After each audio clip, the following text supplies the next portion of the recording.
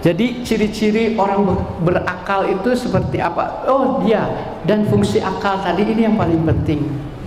Bahwa setelah tadi itu sebagai pengendali, akal juga sebagai syarat taklif. Syarat taklif itu apa? Taklif itu pembebanan syariat kepada kita. Pembebanan syariat agama kepada kita itu diberikan kepada orang-orang yang berakal. Karena kalau kita tidak berakal atau akalnya sedang terganggu, sabda Rasulullah, pena diangkat dari 3 golongan. Apa saja golongan itu? Yang pertama adalah anak kecil sampai dia balik. Baliknya laki-laki itu berapa? 11 tahun, 17 tahun, 11 ya. Kalau wanita itu berapa? 9, ditandai dengan itu ya. Nah, jadi kalau kita sudah punya anak-anak di usiaan segitu, aduh masya Allah, seharusnya kita sudah bisa mendidik mereka itu lebih mengenal Allah. Tetapi ya bagaimana itu bisa dilakukan kalau kitanya sendiri juga belum maksimal dalam mengenal Allah? Karena apa? Karena belum maksimal memberdayakan akal yang kita miliki. Nah, selanjutnya apa yang tidak terkena hisab gitu ya, belum terkena hisab. Selain anak kecil juga anak orang gila sampai dia sadar kembali, sampai dia mendapatkan kembali kewarasannya lah ya gitu. Tapi Rasulullah melihat orang gila itu sebagai ekspresi dari manusia. Padahal orang gila yang sesungguhnya adalah orang yang tidak mengenal Tuhannya, kata Rasulullah. Nah, jadi semoga kita ini termasuk orang-orang waras. Jadi meskipun kita tidak gila gitu ya, maksudnya nggak telanjang di tempat umum, nggak teriak-teriak di tempat umum, tetapi kalau misalnya kita menyimak sabda Rasulullah itu, aduh jangan-jangan orang gila yang sebenarnya itu adalah kita, naudzubillah, karena kita tidak mau mengenal Tuhan kita, Allah Subhanahu wa taala. Dan yang ketiga adalah orang tidur sampai dia terbangun. Jadi orang tidur sampai dia terbangun ya. Nah, jangan dimanfaatkan. Kalau gitu waktunya subuh kalau terlewat gitu karena tidur, wah itu mah nggak kena hisab gitu ya. Bukan begitu juga. Jadi dimanfaatkan saja. Alasan jadi tidur, ayah iya juga enggak subuh gitu. Tenanawan atau nu boboh mah teu benang hisab bari naoge boboh diteraskeun gitu. Bukan berarti begitu gitu ya. Tetapi naudzubillah, itu mah gak akan terjadi sama orang-orang yang mengaku di dalam dirinya ada iman ya. Allah dan juga secara otomatis membangunkan orang tersebut ya, bahkan jauh sebelum waktu subuh gitu. Dia juga sudah bangun gitu, bahkan sholat malam gitu ya. Aduh, alhamdulillah, nikmat sekali. Nah, jadi ada 3 golongan itu yang berkaitan dengan akal, tidak mendapatkan, tidak terkena hisabnya gitu ya. Orang-orang yaitu anak kecil yang belum balik, orang gila ya sampai dia memperoleh kembali kesadarannya, dan orang-orang yang tidur. Dengan begitu gitu akal ini harus kita maksimalkan. Orang-orang yang berakal sesungguhnya adalah orang-orang yang mengenal Tuhannya. Jadi Allah memberikan akal kepada kita untuk apa? Untuk kita bisa mengenal Tuhan kita. Untuk apa? Karena pada saatnya dunia ini hanya seperti kita menyeberang jalan gitu ya. Kalau kita mau menyeberang jalan, kita pasti selalu akan hati-hati, takut ada mobil yang melintas atau sepeda, motor, apapun yang melindas kita gitu. Kita akan sangat berhati-hati. Itulah kehidupan. Kalau kita tidak berhati-hati saat menyeberang ke dunia yang jauh lebih abadi, ke dunia yang lebih tiada akhir, akhirat itu, kita harus berhati-hati di dalam kehidupan ini. Bagaimana cara berhati-hatinya? Patuhilah rambu-rambu yang diberikan oleh Allah Subhanahu wa taala yang ada di dalam Al-Qur'anul Karim. Dan bagaimana tata laksananya, kita nggak usah jadi orang yang ribet, orang yang riweuh gitu ya. Nggak usah, kita mah niron aja. Coba dari kecil ya, kita tuh suka niron kan. Saya suka niron ke Kang Yandi lagi SMP, kalau ulangan matematika gitu, kayak di ulangan IPA suka niron gitu ya ke Kang Yandi kelas 3H teh. Nah, dan niron itu dilarang sama guru. Niron itu gak boleh gitu. Tetapi ini mah manusia ya, manusia menjalani kehidupannya sok tiron weh, sok niron weh. Allah memerintah kita untuk niron. Nggak usah pikir-pikir punya jalan sendiri, wah kemampuan sendiri, nggak usah. Niron weh, niron sah, niron Rasulullah Muhammad sallallahu alaihi wasallam. Disitulah ada uswatun hasanah, contoh-contoh ideal yang kalau kita niron justru mendapat pahala dari Allah. Karena kalau tidak, ya menaon ngarang-ngarang sendiri gitu ya menjalani kehidupan. Tetapi kita nikmat sekali kehidupan kita ini. Niron we atas niron, tong mikir naon. Segala rupi aturan atas aya, contoh atas aya ditiron, insya Allah lebet surga. Itu hadiah niron dari Allah. Tapi kalau sama guru kita makan nggak boleh kita niron ya. Nah, jadi begitu betapa nikmatnya kehidupan kita. Kalau kita memang bisa menjadi orang yang mengenal Tuhan kita. Lalu apa saja ciri-ciri orang berakal itu? Coba ciri-ciri orang berakal itu seperti apa? Di antaranya orang berakal mah tidak pernah berhenti belajar. Dia akan selalu belajar.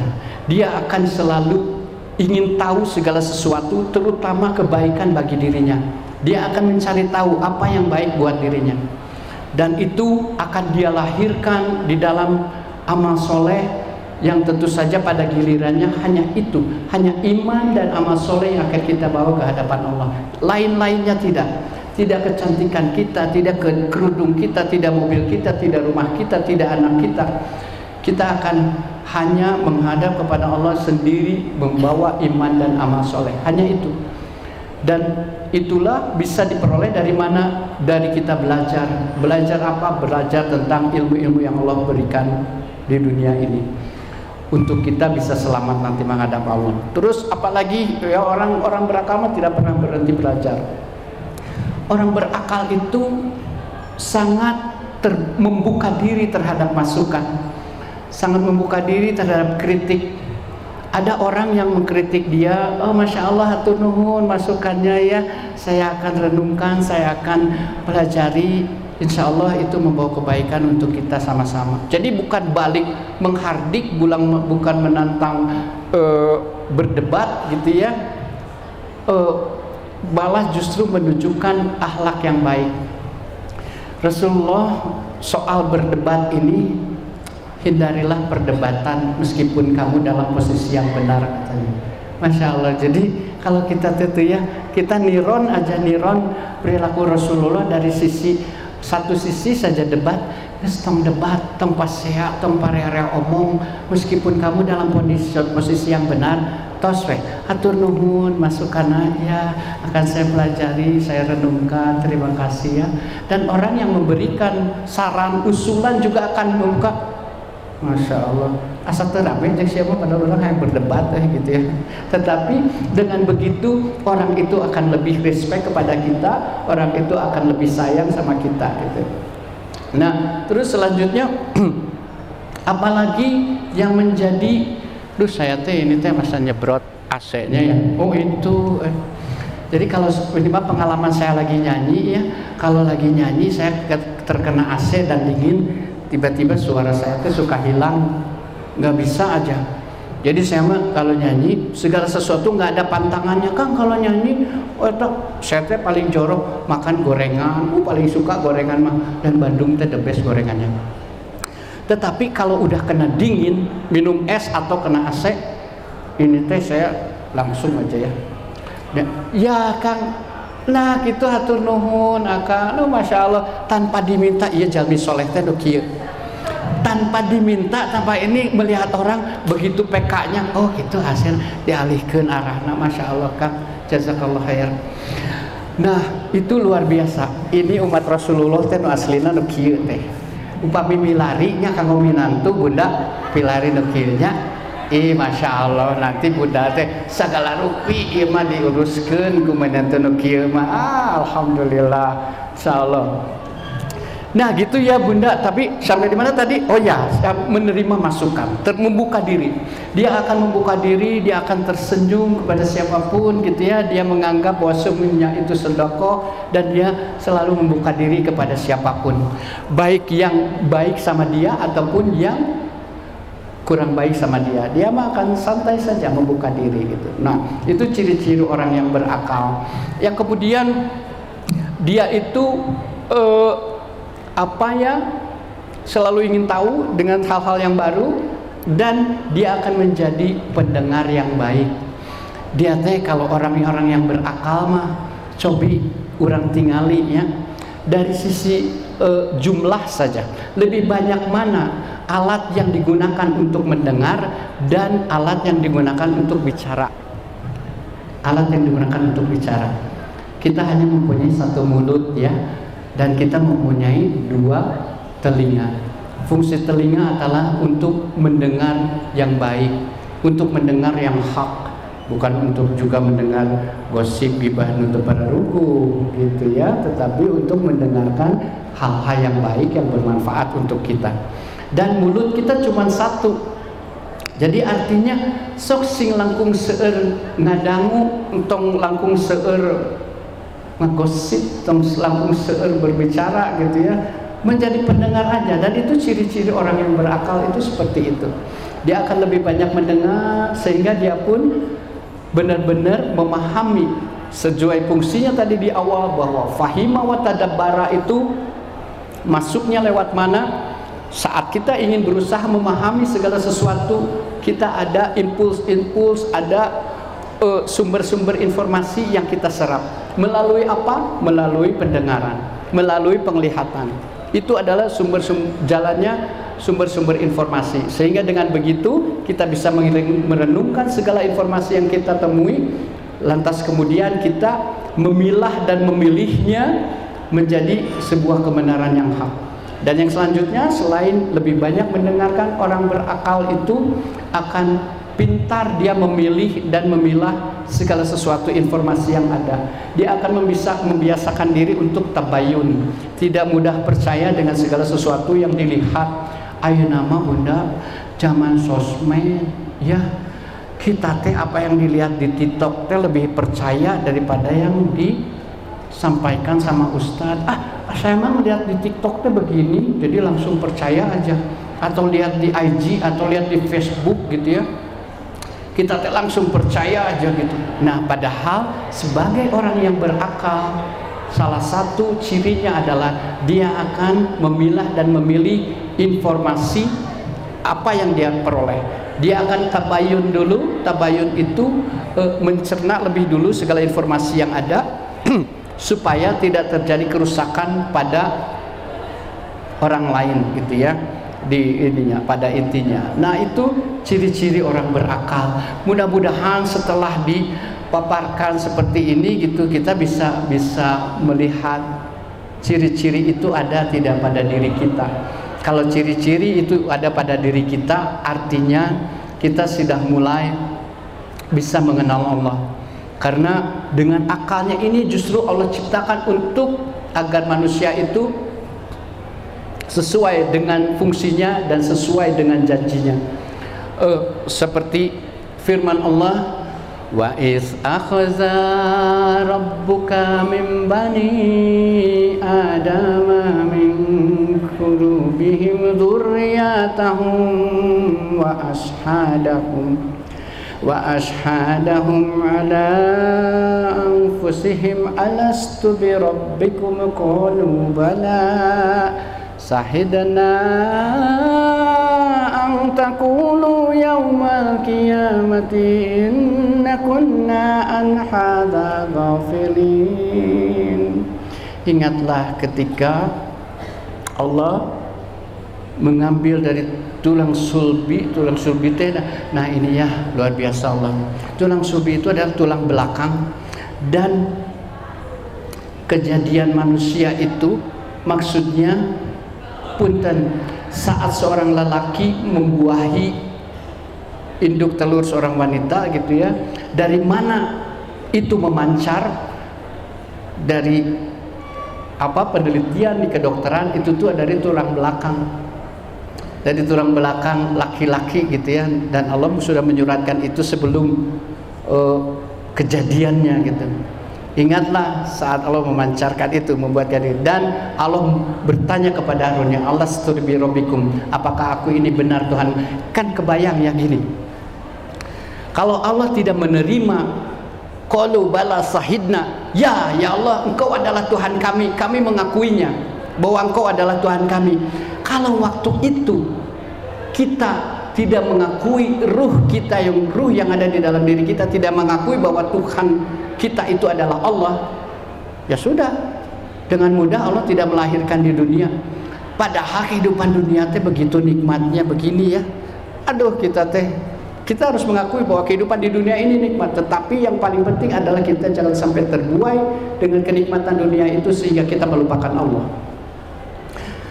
Nah, jadi dengan mudah Allah tidak mengadakan kita di dunia. Kenapa? Dan nggak mau ngaku bahwa aku ini adalah satu-satunya Tuhan yang kau sembah gitu.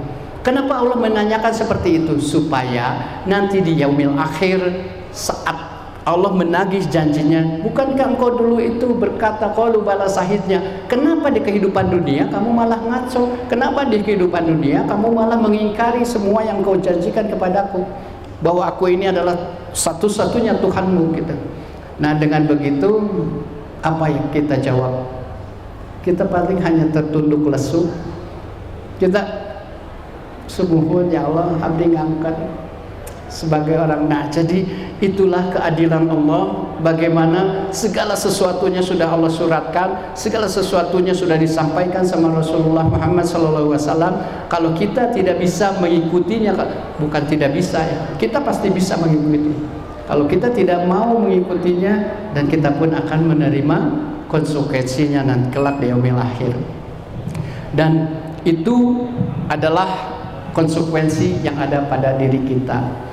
Jadi semua usaha kita untuk mengenal Allah itu bukan untuk menyulitkan kita, tetapi Allah ingin mempermudah keadaan kita. Allah ingin memberikan kenikmatan kepada kita. Karena kalau tidak begitu, manusia akan sabalong bentor kaditu kadieu we seenaknya dia gitu ya. Kalau tidak ada aturan, kalau tidak ada akal di dalam dirinya, tentu kita pun akan seperti taubahnya seperti binatang yang hanya mempunyai insting. Dia tidak diberi akal sama Allah. Dia merasa lapar, ya merasa lapar, tetapi itu hanya insting saja. Cari bagaimana kalau kita sebagai orang yang diberi akal, kita lapar, merasa lapar, sama-sama binatang. Tetapi binatang cari aja ada makanan yang kira-kira mau kotor, mau hasem, mau nukamari, mau apa, sikat aja. Karena secara instingtif dia ingin menutup rasa laparnya. Tetapi kalau manusia kan tidak begitu. Manusia saat dirasakan lapar, bahwa ya saat merasa lapar, dia akan berusaha untuk mencari makanan. Makanan seperti apa? Akalnya menuntun dengan keimanan yang dimilikinya, akalnya dituntun untuk mencari makanan-makanan yang halal. Karena dari mana makanan halal itu taunya? Semuanya ada tadi di manual book itu. Di manual book itu. Dan perintahnya akan berbeda. Kalau misalnya ya ayyuhan nasu kunu mimma fil ardi halalan thayyiban wa la tattabi'u khutuwatis syaitan. Orang-orang itu makan yang halal dan thayyib. Halal tentu saja itu perintahnya untuk manusia. Jadi manusia itu semuanya diperintahkan Allah untuk makan yang halal sebetulnya. Halal dari segi cara memperolehnya, kualitasnya juga gitu. Dan thayyib itu apa? Thayyib itu baik untuk dirinya. Jadi kalau misalnya tidak baik kualitas atau kuantitasnya tidak baik untuk dirinya, mungkin makanannya halal tetapi tidak baik gitu. Misalnya makan jengkol gitu ya.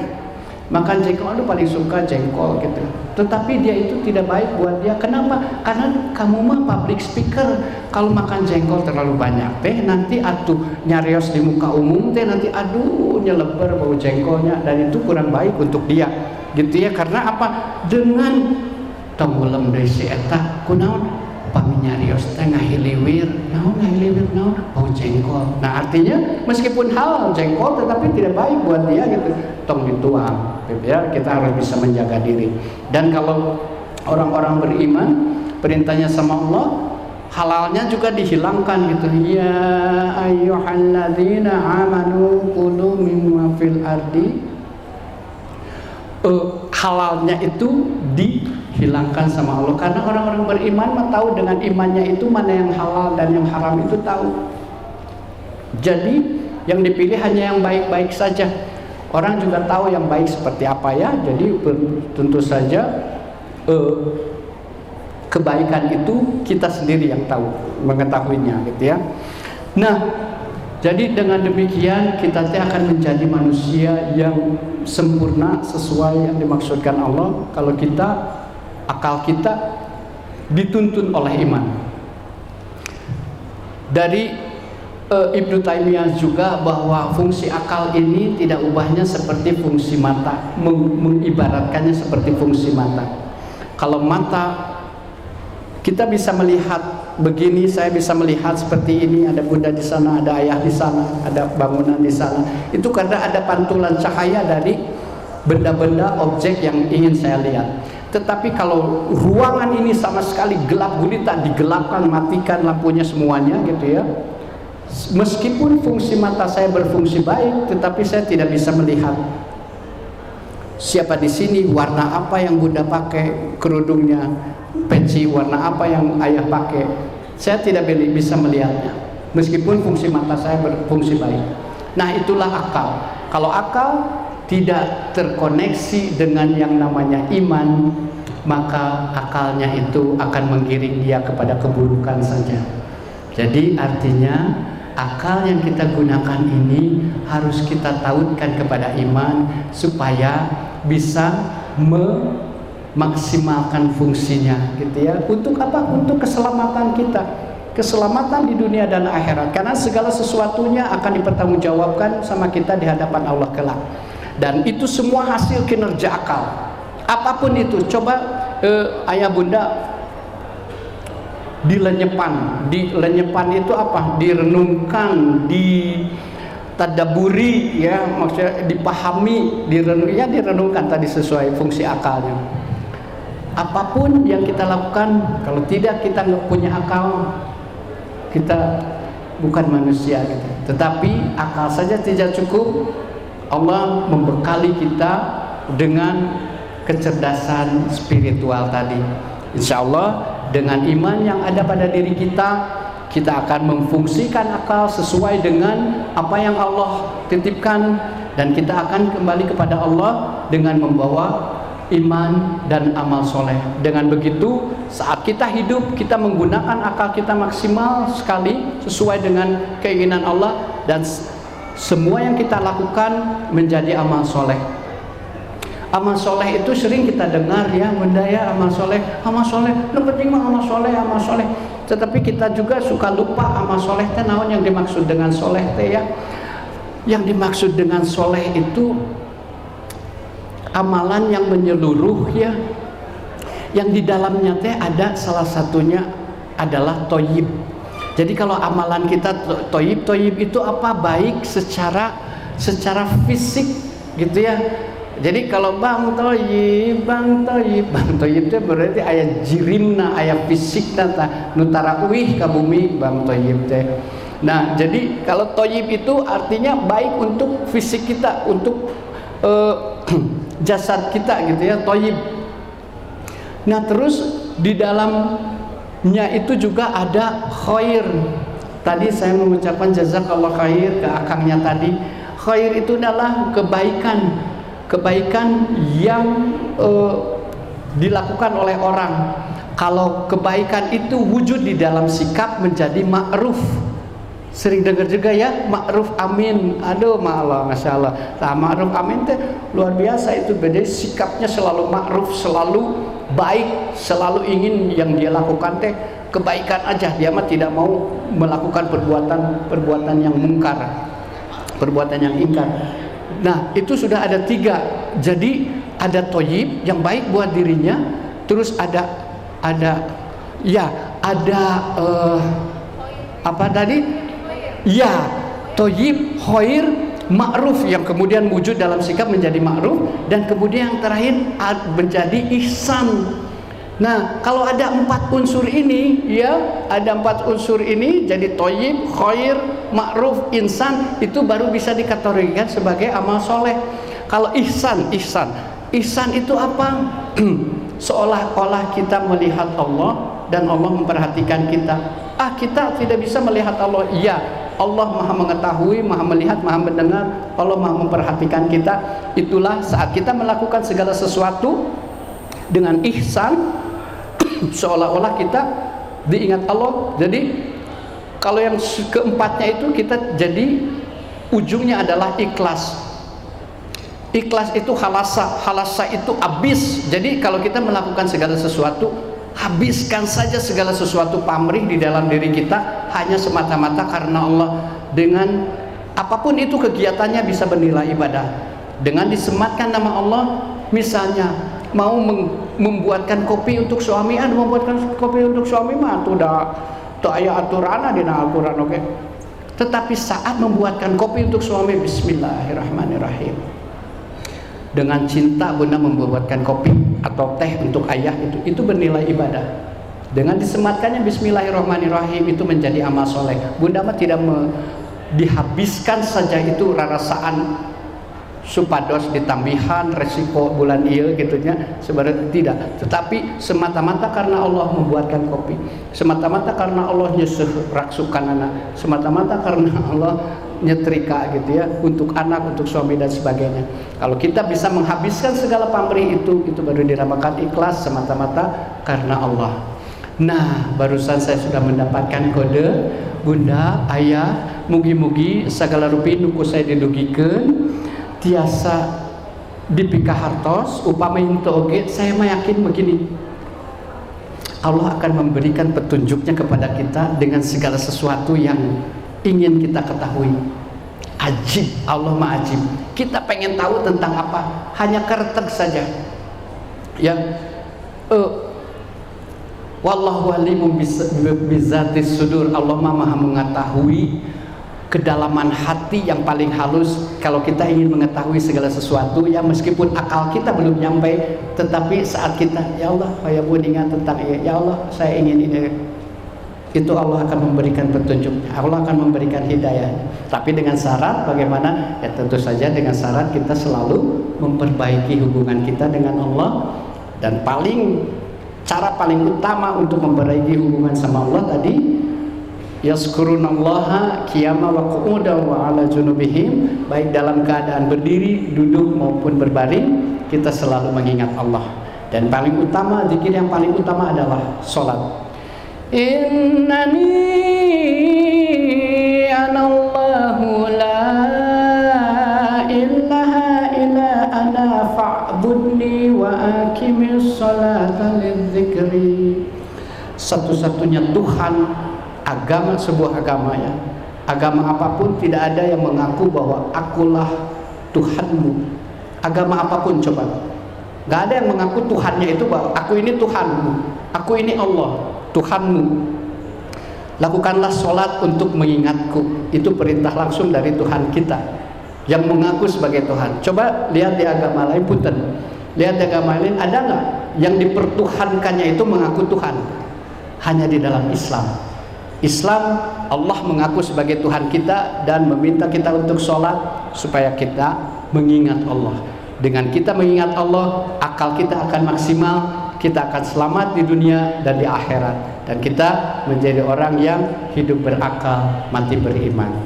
Sakitu nu tiasa kadurikeun, segala rupi kebenaran hanya milik Allah, kesalahan murni dari kesalahan saya, salah ucap, salah pikir, salah lihat, salah dengar hanya milik saya. Semoga Allah mengampuni dosa-dosa saya dan semoga bersimpuhnya kita di sini bersama-sama menjadi taman-taman surga di mana Allah mencurahkan rahmatnya kepada kita semua. Amin ya Allah rabbal alamin. Subhanakallahumma wa bihamdika asyhadu an la ilaha illa anta astaghfiruka wa atubu ilaik. Wallahu muwaffiq ila aqwamit thoriq. Wassalamualaikum warahmatullahi wabarakatuh. Waalaikumsalam warahmatullahi wabarakatuh.